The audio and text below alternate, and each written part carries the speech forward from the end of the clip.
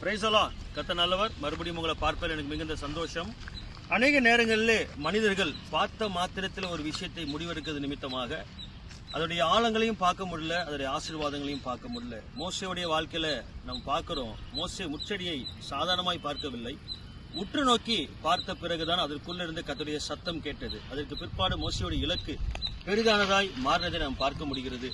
பவுலுடைய ஊழிய நாட்களிலும் பவுலுடைய பிரசங்கத்தை கேட்ட ஒரு வாலிப மகனை பவுல் உற்று நோக்கி பார்த்து ரட்சிப்புக்கு ஏதுவான விசுவாசம் அவனுக்குள் இருந்தது என்பதை கண்டார். அதுபோல நாமும் நம்முடைய வாழ்க்கையில ஒவ்வொரு விஷயத்தையும் உற்று நோக்கி பார்ப்போம் என்று சொன்னால் நிச்சயமாகவே கர்த்தர் நமக்கு தந்திருக்கிற எல்லா ஆசீர்வாதங்களையும் நன்மையானதாய் நம்மால் பார்க்க முடியும். நமக்கு தந்திருக்கிற மனிதர்கள், நமக்கு தந்திருக்கிற ஆசீர்வாதம், நமக்கு தந்திருக்கிற சூழ்நிலைகள், நமக்கு தந்திருக்கிற எல்லா விதமான ஆசீர்வாதங்களையும் நாம் உற்று நோக்கி பார்ப்போம் என்று சொன்னால் நிச்சயம் அது ஆசீர்வாதமானதாய் நமக்கு இருக்கும்.